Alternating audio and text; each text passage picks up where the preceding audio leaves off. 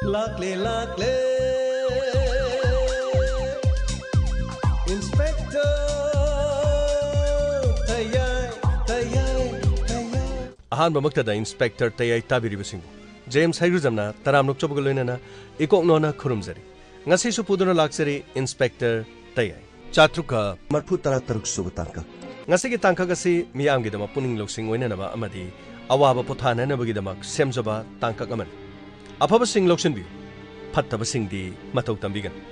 fattaba gi matau tamlabadi kaubigan adom su soidina awaba tagan gamay krino roho kridore nang pau nungai ni ko krino ne kri pau nungai bano ne pareng treng na jonari da kri pudam tam jale nang su nungai rong ni ne nungai tro nang chako ba salam dai da mahi langong gani da ai loin khang nang na loin hai bane doi loin khang e nang su ai aba mi ni krino ai ya bane bo nang de ya ba na tro nang na jonari da krino hai do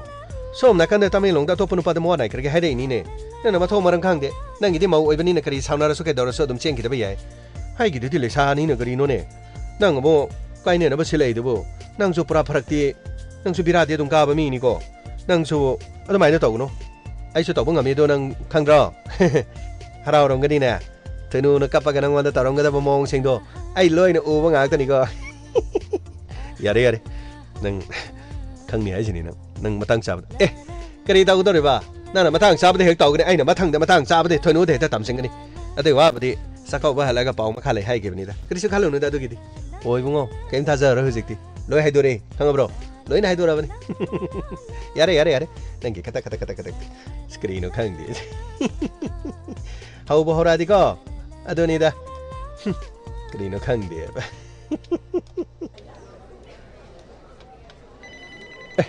screen no ni sar ji phone ma la kren taw ri ji bo kari mu taw jana hello hai bio kari hai ba nupi ama kadai wai da national highway da oh phari adudi akhoi langna ba toke phani location dom ta khoi de thabiro aduga adom so dai dali biram phani sir kari no mo kamai nupi ama gari accident thoi hai akhoi chat ba yar sir adudi ai gari thong no ba taw jaraki tamba gari accident thoi koi am da san ba taw mayam je khring salam aduga tangai phadaba sing khara tin tok tin khara taw biram phani de adudi ai chan ba taw ngang salo atai lo phani sir gamai khara thuro sir lejare sir adudi tamba akhoi chalu ki phani de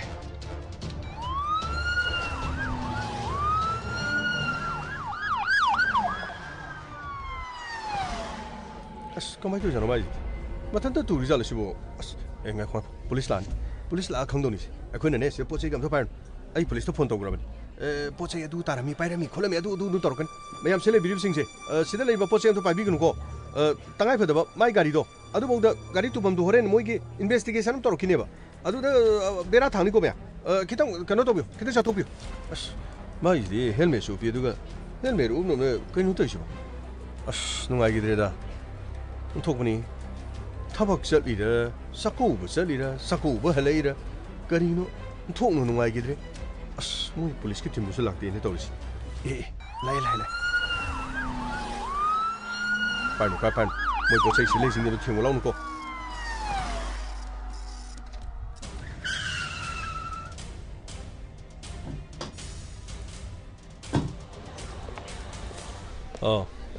chino somna ga sai phone tor ko mani sir ai samoni sir sidai da nupi si ma accident thoga abdanga bi Santos sir kari mafam se tagyo se sam id aduga yung magi mobile phone matokrom accident aduga kari go be abage dum nam tings gamai ate cham tiyo rahul phani sir sir kedore Santos sir magi si helmet so sir mokok te injury leti sir sili sir kari sir magi si sir sidi nomine company sir what nomine company bidi sir ukchep sidi da maruma aduga sigi tabang ma pasida sir ꯁꯤ ꯇꯨꯡꯂꯣꯝꯗꯒꯤ ꯄꯥꯜꯂꯒ ꯃꯥꯡꯂꯣꯝꯗ ꯑꯣ my god ꯑꯗꯨꯗꯤ ꯁꯣꯝ ꯁꯥꯏꯗ ꯑꯃꯨꯛ ꯌꯦꯡꯉꯨ sir sir ꯁꯣꯝꯗꯁꯨ ꯑꯃꯨꯛ ꯄꯥꯜꯂꯦ ꯁꯔ ꯌꯦꯡꯉꯨ ꯑꯇꯩ ꯌꯦꯡꯉꯨ ꯁꯔ ꯑꯇꯩꯗꯤ ꯎꯗ꯭ꯔꯦ ꯁꯔ ꯅꯣꯡꯃꯩꯁꯦ ꯃꯔꯨ ꯑꯍꯨꯝꯗꯤ ꯁꯔ ꯃꯉꯣꯟꯗ ꯄꯥꯜꯂꯦ ꯀꯔꯤꯅꯣꯅꯦ ꯍꯥꯏꯔꯤꯁꯤꯕꯨ ꯑꯦꯛꯇꯤꯚꯥ ꯊꯧꯕ ꯅꯨꯄꯤ ꯑꯃꯗ ꯅꯣꯡꯃꯩ ꯃꯔꯨ ꯑꯍꯨꯝ ꯑꯗꯨꯗꯤ ꯒꯥꯃꯩ ꯁꯔ ꯌꯦꯡꯉꯨ ꯑꯗꯥꯏꯗ ꯅꯣꯡꯃꯩ ꯇꯣꯛꯅꯤꯡꯒ ꯇꯥꯕ꯭ꯔꯥ ꯌꯦꯡꯉꯨ ꯐꯅꯤ ꯁꯔ ꯀꯔꯤꯅꯣꯅꯦ ꯍꯥꯏꯔꯤꯁꯤꯕꯨ ꯒꯥꯔꯤ ꯑꯦꯛꯁꯤꯗꯦꯟ ꯅꯠꯇꯕ ꯑꯗꯨꯒ ꯂꯝꯍꯥꯡ ꯑꯁꯤꯗ ꯁꯣꯏꯗꯅꯃꯛꯀꯤ ꯄ꯭ꯂꯥꯟ ꯇꯧꯕ ꯃꯤꯍꯥꯠ ꯑꯃ ꯑꯣꯏꯅꯤ ꯂꯝꯍꯥꯡ ꯑꯁꯤꯗꯗꯤ ꯃꯤ ꯎꯔꯔꯣꯏ ꯑꯗꯨꯒ ꯑꯣꯅꯔ ꯀꯤꯂꯤꯡ ꯑꯣꯏꯔꯤꯖꯥꯠꯂꯥ ꯅꯠꯇ꯭ꯔꯒꯅ ꯅꯨꯡꯉꯥꯏꯅꯗꯕ ꯅꯠꯇ꯭ꯔꯒꯅ ꯂꯃꯟ ꯈꯨꯝꯕ ꯑꯃꯗꯤ ꯁꯣꯏꯗꯅ ꯑꯣꯏꯔꯦ ꯑꯃ ꯑꯣꯏꯔꯦ ꯃꯨꯟꯅ ꯆꯦꯛꯁꯤꯟꯅ ꯑꯝꯇ ꯌꯦꯡꯈꯤꯁꯤ ꯁꯔ ꯒꯥꯃꯩ ꯀꯩꯗꯧꯔꯤ ꯁꯔ ꯀꯔꯤꯅꯣ ꯁꯤꯗꯩꯗ ꯅꯣꯡꯃꯩ ꯇꯣꯛꯅꯤꯡꯁꯦ ꯑꯅꯤ ꯂꯩꯔꯦ ꯁꯔ ꯑꯃꯗꯤ ꯊꯤ ꯈꯪꯗꯦ ꯁꯔ ꯑꯃꯒ ꯌꯦꯡꯉꯨ ꯃꯔꯨ ꯄꯥꯜꯂꯤꯕꯁꯦ ꯑꯍꯨꯝꯅꯤ ꯅꯣꯡꯃꯩ ꯃꯔꯨ 4ꯗꯒꯤꯅ 5 ꯐꯥꯎꯕ ꯃꯅꯨꯡꯗ ꯀꯥꯞꯄꯝꯕ ꯌꯥꯏ ꯑꯗꯨꯒ ꯄꯥꯟꯕꯅ 3ꯒꯨꯝꯕ ꯄꯥꯟꯕ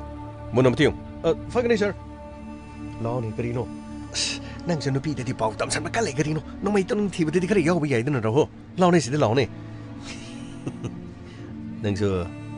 ꯄꯥꯎ ꯇꯝꯕꯗꯤ ꯍꯩꯅꯦ ꯌꯥꯔꯦ ꯄꯣꯠꯇꯣ ꯊꯤꯌꯨ ꯁꯔꯅ ꯑꯃꯨꯛ ꯉꯥꯡꯀꯅꯤ ꯀꯔꯤꯅꯣ ꯈꯪꯗꯦ ꯁꯤꯗ ꯁꯨꯝ ꯂꯩꯔꯤꯅꯤ ꯆꯨꯝꯃꯤꯅꯤ ꯁꯔꯅ ꯍꯥꯏꯕꯗꯨ ꯆꯨꯝꯃꯤꯅꯤ ꯃꯔꯨꯁꯦ 5 ꯁꯨꯔꯤꯅꯤ ꯃꯔꯨ 5ꯒꯨꯝꯕꯅ ꯀꯥꯞꯄꯗ 3 ꯄꯥꯟꯕ ꯑꯣꯏꯒꯅꯤꯀꯣ ꯑꯇꯩ ꯇꯥꯕ꯭ꯔꯥ ꯌꯦꯡꯉꯨꯅꯦ ꯑꯇꯩ ꯅꯪꯁꯨ ꯅꯨꯄꯤꯗ ꯄꯥꯎ ꯇꯝꯁꯟꯕꯗꯤ ꯅꯪꯁꯨ ꯄꯨꯔꯥ ꯁꯤꯀꯥꯔꯤꯗꯤ ꯑꯔꯣꯏꯕꯅꯤꯅꯤꯀꯣ ꯑꯩꯅ ꯅꯪ ꯉꯥꯏꯍꯥꯛꯇꯪ ꯀꯦꯟꯕꯗꯨ ꯅꯪ ꯁ꯭ꯋꯥꯏ ꯂꯥꯎꯔꯝꯒꯅꯤꯅꯦ ꯑꯩꯅ ꯀꯦꯟꯕꯗꯨꯗꯤ ꯅꯪꯗꯤ ꯁ꯭ꯋꯥꯏ ꯂꯥꯎꯗꯕ꯭ꯔꯣ ꯄꯥꯎ ꯃꯈꯥ ꯇꯝꯒꯣ ꯍꯥꯏꯕ꯭ꯔꯣ ꯑꯁ ꯋꯥꯊꯤ ꯋꯥꯔꯦꯝꯗꯣ ꯇꯧꯒꯅꯨꯅꯦ ꯀꯔꯤꯅꯣ ꯈꯪꯗꯦ ꯕꯤꯅꯥꯁꯀꯤ ꯐꯥꯕꯗꯩ ꯁꯣꯏꯗꯅ ꯆꯠꯈꯤꯅꯤ ꯕꯤꯅꯥꯁꯀꯤꯗꯣ ꯀꯔꯤꯅꯣ ꯃꯥꯒꯤ ꯄꯨꯟꯁꯤꯗꯨ ꯀꯔꯤꯅꯣ ꯍꯥꯏꯕꯗꯣ ꯑꯩ ꯁꯣꯏꯗꯅ ꯌꯦꯡꯒꯗꯣꯔꯤꯅꯤ ꯍꯧꯖꯤꯛꯁꯨ ꯀꯔꯤꯅꯣ ꯅꯤꯉꯣꯜ ꯆꯥꯛꯀꯧꯕ ꯂꯣꯏꯔꯁꯨ ꯑꯗꯨꯝ ꯗꯤꯋꯥꯂꯤ ꯈꯥꯎꯋꯦ ꯍꯥꯏꯕ ꯄꯥꯎꯁꯦ ꯃꯐꯝ ꯀꯌꯥꯗꯒꯤ ꯇꯥꯔꯤꯅꯤ ꯑꯗꯨ ꯑꯣꯏꯔꯗꯤ ꯕꯤꯅꯥꯁꯀꯤꯁꯨ ꯁꯣꯏꯗꯅꯃꯛꯀꯤ ꯃꯥ ꯗꯤꯋꯥꯂꯤ ꯈꯥꯎꯔꯝꯈꯤꯅꯤ ꯑꯩꯈꯣꯏ ꯁꯥꯔꯅ ꯆꯠꯁꯤ ꯌꯥꯗ꯭ꯔꯁꯨ ꯑꯩ ꯒꯥꯔꯤ ꯊꯧꯔꯒ ꯆꯠꯀꯗꯣꯔꯤꯅꯤ ꯑꯣ ꯑꯗꯨꯗꯤ ꯋꯥꯔꯤꯁꯤ ꯖꯨꯟꯔꯩꯗ ꯑꯃꯨꯛ ꯐꯣꯟ ꯇꯧꯕ ꯇꯥꯕꯅꯤ ꯇꯧ ꯑꯩꯁꯨꯅꯦꯀꯣ ꯊꯣꯏꯅꯨꯗ ꯆꯥꯛꯆꯥ ꯇꯣꯛꯄ ꯂꯣꯏꯔꯒ ꯐꯣꯟ ꯇꯧꯒꯅꯤ ꯍꯥꯏꯈꯤꯕꯅꯤꯀꯣ ꯅꯪꯅ ꯇꯝꯕꯗꯨꯒꯤ ꯃꯑꯣꯡꯗ ꯑꯩꯁꯨ ꯑꯗꯨꯝ ꯇꯝꯒꯅꯤ ꯀꯔꯤꯁꯨ ꯋꯥꯔꯨꯅꯨꯀꯣ ꯒꯥꯃꯩ ꯁꯔ ꯂꯥꯛꯑꯦ ꯁꯔ ꯀꯔꯤꯅꯣ ꯁꯔꯅ ꯍꯥꯏꯕꯗꯨ ꯆꯨꯝꯃꯤ ꯁꯔ ꯌꯦꯡꯕꯤꯌꯨ ꯁꯔ ꯁꯤꯗ ꯁꯔ ꯃꯔꯨ ꯇꯣꯅꯤꯡ 5 ꯁꯨꯔꯦ ꯁꯔ ꯇꯣꯅꯤꯡ 5 9mm ꯄꯤꯁꯇꯣꯜꯅ ꯀꯥꯞꯄ ꯑꯗꯨ ꯑꯣꯏꯔꯒꯗꯤ ꯅꯣꯡꯃꯩꯁꯤ ꯂꯥꯏꯁꯦꯟꯁ ꯒꯟꯒꯤ ꯅꯝꯕꯔ .32 anyway ꯃꯁꯤ ꯑꯣꯅꯔ ꯀꯤꯂꯤꯡ ꯍꯥꯏꯕꯗꯤ ꯃꯍꯥꯛꯃꯛꯀꯤ ꯏꯃꯨꯡ ꯃꯅꯨꯡꯒꯤ ꯃꯤꯅꯤ ꯃꯥꯒꯤ ꯃꯔꯤ ꯃꯇꯥꯅ ꯅꯠꯇ꯭ꯔꯒ ꯂꯃꯟ ꯈꯨꯝꯕ ꯅꯠꯇ꯭ꯔꯒꯅ ꯇꯣꯉꯥꯟꯕ ꯅꯨꯡꯉꯥꯏꯅꯗꯕ ꯑꯃꯒꯤ anyway ꯑꯃ ꯑꯣꯏꯔꯦ ꯄꯣꯁꯃꯣꯔꯇꯦꯝ ꯇꯧꯅꯅꯕꯒꯤꯗꯃꯛ ꯑꯦꯝꯕꯨꯂꯦꯟꯁ ꯒꯥꯔꯤ ꯍꯥꯏꯈ꯭ꯔꯕ ꯁꯔ ꯑꯦꯝꯕꯨꯂꯦꯟꯁ ꯒꯥꯔꯤꯗꯤ ꯁꯔ ꯀꯩꯅꯣꯅ ꯁꯟꯇꯣꯁꯅ ꯍꯥꯏꯈ꯭ꯔꯕꯅꯤ ꯁꯔ ꯐꯔꯦ ꯑꯗꯨꯗꯤ ꯁꯟꯇꯣꯁ ꯒꯥꯔꯤ ꯌꯧꯔꯛꯈ꯭ꯔꯕ꯭ꯔꯥ ꯁꯔ ꯂꯝꯕꯤꯗ ꯂꯩꯔꯦ ꯁꯔ ꯐꯔꯦ ꯅꯨꯄꯤ ꯑꯁꯤ ꯀꯅꯥꯅꯣ ꯀꯔꯤꯅꯣ ꯍꯥꯏꯕꯗꯨ ꯈꯪꯅꯅꯕ ꯃꯥꯒꯤ ꯃꯅꯤ ꯕꯦꯒ ꯑꯇꯩ ꯁꯔ ꯁꯤ ꯂꯩꯖꯔꯦ ꯁꯔ ꯃꯥꯒꯤ ꯕꯦꯒꯇ ꯌꯥꯎꯔꯝꯕꯅꯤ ꯅꯨꯄꯤꯁꯤꯒꯤ ꯃꯃꯤꯡ ꯁꯔ ꯂꯩꯃ ꯁꯔ ꯃꯥꯒꯤ ꯍꯁꯕꯦꯟ ꯃꯃꯤꯡꯗꯤ ꯌꯥꯎꯗ꯭ꯔꯦ ꯁꯔ ꯑꯗꯨꯕꯨ ꯃꯅꯤꯡꯗ ꯑꯦꯗ꯭ꯔꯦꯁꯇꯤ ꯌꯥꯎꯔꯦꯗꯅ ꯃꯥꯅꯤ ꯁꯔ ꯐꯔꯦ ꯑꯗꯨꯗꯤ ꯑꯦꯗ꯭ꯔꯦꯁ ꯑꯁꯤꯗ ꯅꯨꯄꯤ ꯂꯩꯃ ꯀꯧꯕ ꯑꯁꯤꯒꯨꯝꯕ ꯅꯨꯄꯤ ꯑꯃ ꯂꯝꯕꯤꯗ ꯅꯣꯡꯃꯩ ꯃꯔꯨ ꯄꯥꯟꯗꯨꯅ ꯂꯩꯇ꯭ꯔꯦ ꯍꯥꯏꯕ ꯄꯥꯎ ꯑꯁꯤ ꯃꯐꯝ ꯑꯗꯨꯗ ꯄꯥꯎ ꯑꯝꯇ ꯌꯣꯟꯁꯤ ꯑꯗꯨꯒ ꯄꯣꯁꯃꯣꯔꯇꯦꯝ ꯂꯣꯏꯔꯒ ꯑꯁꯤꯕꯨ ꯍꯛꯆꯥꯡ ꯂꯧꯕ ꯌꯥꯅꯤ ꯏꯃꯨꯡ ꯃꯅꯨꯡꯗ ꯁꯣꯏꯗꯅ ꯄꯨꯡꯀꯤ ꯂꯥꯛꯑꯗꯤ ꯏꯃꯨꯡ ꯃꯅꯨꯡꯗꯨꯗ ꯀꯔꯤ ꯊꯧꯗꯣꯛ ꯊꯣꯛꯈꯤ ꯑꯗꯨꯒ ꯏꯃꯨꯡꯗꯒꯤ ꯃꯇꯧ ꯀꯔꯝꯅ ꯊꯣꯛꯈꯤꯕꯅꯣ ꯊꯧꯗꯣꯛ ꯑꯁꯤ ꯀꯅꯥꯅ ꯑꯣꯏꯔꯝꯕ ꯌꯥꯏ ꯍꯥꯏꯕꯗꯨꯗꯤ ꯑꯩꯈꯣꯏ ꯏꯟꯚꯦꯁꯇꯤꯒꯦꯁꯟ ꯇꯧꯔꯒ ꯈꯪꯅꯕ ꯇꯧꯁꯤ ꯐꯅꯤ ꯁꯔ ꯃꯨꯟꯅ ꯑꯝꯇ ꯌꯦꯡꯁꯤꯜꯂꯣ ꯑꯇꯩ ꯌꯥꯝ ꯅꯨꯡꯉꯥꯏꯔꯦ ꯏꯅꯥꯎꯅ ꯄꯥꯎ ꯄꯤꯕꯤꯔꯛꯇꯅ ꯑꯩꯈꯣꯏ ꯃꯐꯝꯁꯤꯗ ꯂꯥꯛꯄ ꯑꯁꯤꯒꯨꯝꯕ ꯈꯨꯗꯣꯡꯊꯤꯕ ꯑꯃ ꯊꯣꯛꯄ ꯃꯇꯝꯗ ꯃꯅꯥꯛ ꯅꯛꯄ ꯄꯨꯂꯤꯁ ꯁ꯭ꯇꯦꯁꯟꯗ ꯄꯥꯎ ꯄꯤꯗꯨꯅ ꯃꯤꯌꯥꯝꯒꯤ ꯃꯇꯦꯡ ꯄꯥꯡꯕ ꯍꯥꯏꯕꯁꯦ ꯈ꯭ꯋꯥꯏꯗꯒꯤ ꯃꯔꯨꯑꯣꯏꯕ ꯇꯧꯗꯕ ꯌꯥꯗ꯭ꯔꯕ ꯑꯩꯈꯣꯏꯒꯤ ꯊꯧꯗꯥꯡ ꯑꯃꯅꯤ ꯌꯥꯝꯅ ꯐꯔꯦ ꯑꯗꯨꯗꯤ ꯑꯦꯝꯕꯨꯂꯦꯟꯁ ꯌꯧꯔꯕ꯭ꯔꯥ ꯁꯔ ꯑꯦꯝꯕꯨꯂꯦꯟꯁ ꯌꯧꯔꯛꯑꯦ ꯁꯔ ꯑꯗꯨꯗꯤ ꯄꯣꯁꯃꯣꯔꯇꯦꯝꯒꯤꯗꯃꯛ ꯊꯥꯈ꯭ꯔꯣ ꯏꯃꯨꯡ ꯃꯅꯨꯡꯗꯨꯗ ꯄꯥꯎ ꯄꯤꯔꯒ ꯑꯩꯈꯣꯏ ꯃꯈꯥ ꯇꯥꯅ ꯏꯟꯚꯦꯁꯇꯤꯒꯦꯁꯟ ꯇꯧꯅꯅꯕꯒꯤꯗꯃꯛꯇ ꯇꯧꯔꯁꯤ ꯂꯥꯛꯑꯣ ꯑꯩꯈꯣꯏ ꯆꯠꯅꯕ ꯇꯧꯁꯤ ꯐꯅꯤ sir Laone Grino ne Raho Sako Bulorega Tunogori Saki Sraibo Gangway Nangi saying on the Amo Biwanin. Other good generate them or Harlorin. Hojima Binasaki Manakaki Binasakina in a Sakina in Harlorin. Sarnangan Yaris Garitor Skangarigo Makai Hector Dinang Nang Ainaka Young Gomay Garitorone Punisher Punny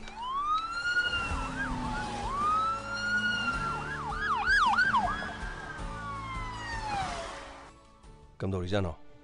Nasi the Unga Lizala Skangir Nahan to Captain Among Lerami Sako Bulu is some couple of the Sako don't know so provided. Dance to the Sango to I give fuss in trees mangin. Maras my couple again and dance to some decayable. I do want it. I'm thinking Yambo I call Yambo Yamuni Yambo I call Yabo Carino Toritubo Gaidora Geba Yamuno couple of them no I didn't entry do Mangzeraga Katoga but dedication of the Sangini the Carino Yamuna Rizibo Loy Creponama Ningol Sakoba Suloik Hainer Manganger Pun my dusu Loin to create one Aramba Mayama dusu Loina took Carino Yamu one Aramba Canano Nati Carino Yamo Masal Masi Singbu Sakoba di Pamdaba Mi Mamang the Pajadi Gaine Maming Tigi in a Sakoba Mung Sudum Yobjani Ningol Singbuka Henny Yen the Banuksi deba Kari Haduno Saga you do the Mabungo passing Gilak Libo sing a do Maquina Gaidi Kahena Sakoba the Tawa Yogd of Sudum Lay Masigum Sigi Kalurab the Tangising the Komaya Sigi Nungi Oiba Pazaba Lake Rapsu Imung Manunga do the Nuxina the Bihinga Toto Bo the Komaya talk on a page in it Asiamo me and Mantaponted Harrow no kid and Sako was me amused Yamo I don't have to the Queen of Patra Kanjalu upon the Yamo. I do up the Tosumide. I did Anisum Kanjabi one. Kanagum Karadi Sakobasi Masana di Sakoning the Netab. Dandi the Sakobuman Bagumba Karigumba Credentium Upangi I day. Maquishing Visum Kaluraga. I be the way one either. Asiamo talks it. I did Sarkargit Wutoning Edium.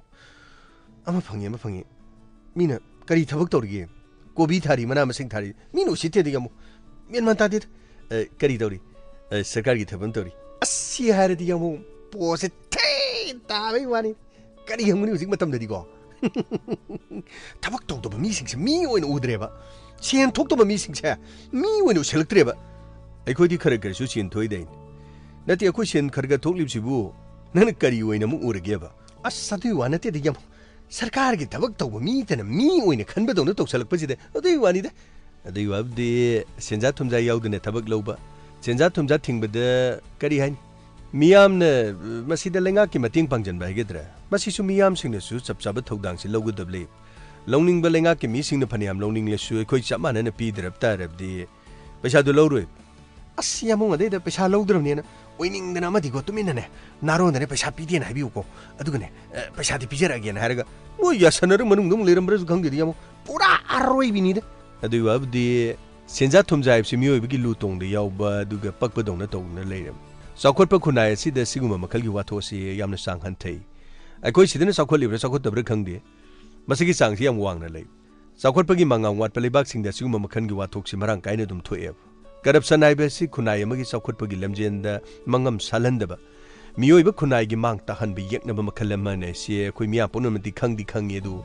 Tokopudi Ngam did, Hibedi Pantopungam dear. Senzatumza the Halingdana, Lengak Amalay Targa di Hariba Lenga Ado, Gaidong to Sokot Pasungam Louis, Hiram Kudimakta, Loin Sutarkanev. Masina Maramu Rekanda, Leba Kudimana Senzatumza Mutan and never me young Chang Bibes, Pandamamo in a Tabakwina, Tobugitang I pet of a lady. In the other so political go be meaning Amo Oirekanda, Leba Sigi Senzatumzada, Manning Tamli Harriga de Aranboy Dorim, Senzatumzata Rivissing a do Pabangam Dam Namaramuga, Adum Tumin to Minadum Satur lady, Why Padi have the Karakaradi, Adum Pabasuleko. Masi Tasin have the Maru in opposition singna, Lengakwa State sing the Central Agency Yamna, Tau Yamasung Lebak singi, Maduda Senzatumzagi, Tabak singa do Tizendana do Mokoina Potopusu Yaudam Native. Masi Milang be one. अदुबु तोंगा तोंबे state सिंगदि सेंजा थुमजा तौबगी ममी अमते ताहंदबा लमसु दुम खरदि लेतबबदि नते अखोय साइ इंडिया हेगदर इंडिया मनुंगदि मणिपुर गी लेरि फिबम सिदा करप्शन सी तौइरिब्रा तौदब्रा सि अखोय हाइबम खंगदे याम सेंगना हारदि थबक चांगी हंतक हारि सिंगदुसु लुपा लाख 15 पीबा बोबुद दुम बारी यावरि थांगै सेने 15 पीरा खंदबसु यावरिको तसेंगना हाइरदि अमोइरे लेंगाकना मदुगी पैसादु परेंग टेबन थमा हारिग लौ हाइने लौबदि ओरमदौ मानदे मदुगी तोंगानबा करी हाइनी दलाल साबा हाइगदर दलाली हाइगदरा नत्रग नारोंद पीबा नत्र खंगंदना पीबा आइदु ओरमगदराइबदि खंगदे तसेंगनमकी थबक चांगिब सिंगदु यामुना हाइरोबदि पैसा पीबगा पीदबसि पीबनदि होइलमदौ माले पीदबद कया मसिंग थि यारमदोइनो हाइबदि ngamदि को होजिंग मतमसि ख्वाइदि फबे लेंगाक अम लेरब तारबदि याम सेंगना सिंगबा थबकसि थांगै सेंगनम करप्शन हाइबाइसे मसी पुरा अमत लेतने तौ तारबदि याम फदोरिमने अमै वा लोइ तोख्रसि कमदोंग नैखोइना सेंजा थुमजा नत्रगा आइगे मीगी खाइदब लेंगाक अमा लेइबा ngamgदगे हाइबदुदि अखोइगी सिस्टमगी मखा पोनबा ngaktane असिगुम्बा सिस्टम अमा थमनना बहोनबद लेंगाकि मीडियंग सु यामना सानबा ताइ मसिगी मथक्ता पुक्सेल सेंगबा मसिमदि आइ तौरमलगे अदुगा मसिगुम्बा हाइबा लेतब तारगदि सेंजा थुमजा दि पाक मुथपदि ngamदौ मानदि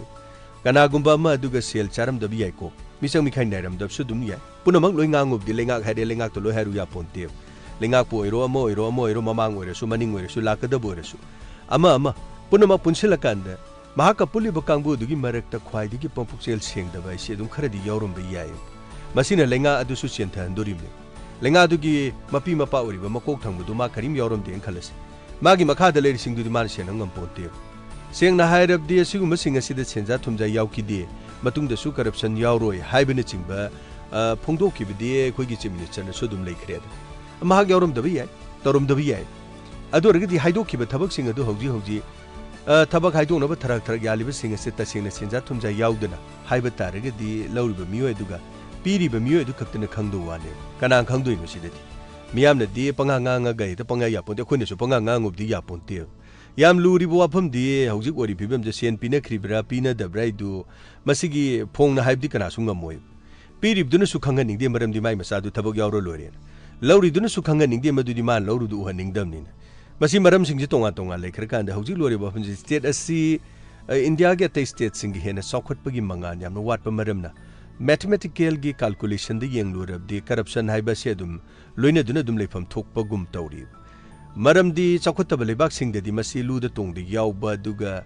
खतोकप याररोइदोबा पोसक अमगुम तौरि हैबा मसिगी मथक्ता अखोइगी मियामना सेल पीदरबदि थबक खलुए दुना सेल असे खरा पिहौसी यादना सेल तिहोबा इंखोन योनबा लौ योनबन चिंगबा क्याम तौनरिमने तसेंगना हाइरबदि लेंगा की थबक थोंगसिंगदु मियामना थाजदमनि हाइबसु याइको मसी थाजनगे हाइब तारदि थबक कया मरुम पाइखतबदि यारोय मरोइना सेंजा थुमजा यावदना थबक खनबा हाइबसि हौजि मणिपुर दा राइबमदि ओइदे मरमदि मियामसु मसा मसागी येंगलगा थबक तु संगहौननबगी दमक लंबी एदुम थिरे लेंगाना लौरोइना हाइरसु दु मरि लेनबसिंगना करिमता तौरोइना हाइरसु थबक यावगदोरिबे इमुंग मनुंग अदुना खलहनिंगबदि पैसादि दुम पिरकदोरि लाइरिक लाइसु फबा दुगा मतिक चाबा मियोसु थबक फंगे हाइब तारदि करिगुम्बा खरदि कत्तबा यारोयबसि मखोइगे कोकता दुम लेबा ngaktan थबक तौगेबु पैसा लेतेने एसे दुम हाइनै अमबु ओइरे मसी सुंगलै लेहलु हरगदि लेंगा असिगे थबक थोरम सिंगद थाजहनबम चांगी याम सेंगनादि सेंजा थुमजा तौदे हाइबदु चपचाना उन्ननबगी दमक थबु लबकसे इंडिपेंडेंट बॉडी अमदा सिना थोकपना फगब्रा इसे मसी वाफमने थबक लौबगी एग्जाम हेक पांथोकिबगी यामना थुनि यांगना थबक असिसु पंकुइ गुइदना फट हेक हाइदोदि मयाम लोइ थाजरेदना आदि ngasi कौरनी हेते नोंगालगा हयेंगाचे थोर हाइदोकप याबो रेडी मदुमंग नत्रसु था मयाम चंगदर सही मयाम चंगिजि चंगदबिदि था मनि दको हाइदोकप यारबदि मतम थेंगथरि मखै अरानबा तौबा इसी मदुगी खुदोंचाबा क्यामरुम फंगेबा हाइबदि अचुम्बा खरना पंगतौ तौरसु नारोंद करी नो अदुम खुदोंचाबा लौनबि या हेबि वाना सेमदोक चिनजिन तौबा यादना मखल कयागी वहंग कयासु दुम हंजिनदना लोगी ओइबा निंगथिजना सेराकसु दुम फंगनिंगि हाइतारे याम सेंगनादि खुदम ओइन उन्नना होनगदमनेबा अमुरानी तंग सेंगदु तौरदि मखा ताबजुन फगदरगन नत्रदि यारिमनि खंदना दुम तौ लेरबदि खरा दुम लुइयेबा लेबामा सौखननबगी दमदुदि थबक लौबदा सेंजा थुमजा तौदना अचुम्बा मोंगदा थबक खनबगी तंगाइ फदबसि लै अचुम्बदु कमदौन ओहिनगदगे दुगा गवर्नमेंट सेमबा थोक्सिनना ओइगदबा ngaktane मियामसु आइगी हाइबो वाखलदु मांगदा थारे थबक तौरिदो लेंगाक्ता ngakta लोइन तानै यादे अखोइ मियामनसु मदु अरानबसिंदु पुलप तौसलदि पुलप मामिनरगा पुलप लुमिनबै वानि तौरि थबकसि मतिक चाबा मि अदु थबक चंगसगिसु कैसु काइदे करीनो टैलेंट खनगेरा मार्कशीट तबागी मार्क खनगेरा करीदे खनगिनो मधुसिंग अदु खनकिबदो कोई लोई पेंथोकनगदमने मधु नतब तारदि थबक चंगिबदुसु मासु अदुम पैसा तिंगा चंगिबनि माई मसादसु करप्शन असि याबनि असि मासु अदुम मंगोंदगी अदुम हौरो तौरकिबनि माजु हयिंग थबक तु ओइखरका करप्शन अदुम थिरेब सिदनेब करमना नोब थबक तौदुरि अस यामुंगी वारी स्टारु थबक तोगेदा कोबी थार गानु लोरेगा से थामदा करीनो लुपा लिसिंग नि फु यांखै लामा से तालिसे फरे सिनेन फरे करी कांदबदा मथु मरम गंदे बसि खंजलोर कोका साक पै मौचले अस यमो कराय नुम चलजिरा करी अमुक तौरगे यामुंग ना हारिसिंग दु बोमु मीना अमुक नारम मोइद्रबदु अस अदेताई करी नोइना कनाबु ngangrगे मी अमगे हाइवा नती हौजिक लेडी फिबम दुदा ओइदी फिबम सिदा ओइहल्लगदि इंडिपेंडेंट बॉडी एमदा तौर थबक तु थुना हाइदोगदि हाइबे वानी प्रजा मियामनसु सेन कनिंगबे वखंदु थादोपियो हाइबे वानी नती अइना हारिजिबे लेंगांना से लोइ लौखरेन हाइगरब्रा अस यामुंग अदु वानते फाबीगरदि नम खनबे वानी अइस लोइरे हंदक चंगिबे मी सिंगतुदा मसा मसा पाइरगा अइ पैसा पिकिदेना अमुतो वासकनसे असेंगदि लोइन खंगी वाने थबक तु चुमना तौहनिंगबे वाने अमै वानते सिदि मिंगोंदा चैबे वानते अखोई वादी लोई फरीमनी कइनो सेंग सेना करप्शन अमते यावदुना थबक तु तौरी आदि खुबा खुरोइद्रो खुबा खुगे हाइबे वानी मिंगोंदा चैबे वानति कइनो सिदि होइदे यामुंग अदो बदि चुम्बा यामुंग अस पुरा आरोय बिनिदे यामुंग अदेते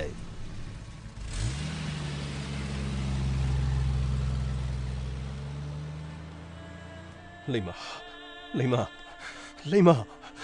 करीनो नंग मफम असिदा तौरिसिबा लेमा पिगली बना चासी बोर्डिंग द लोइना लेरी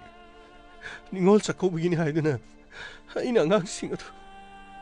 अइना नंगी ना पामदा थिलमने अदुगा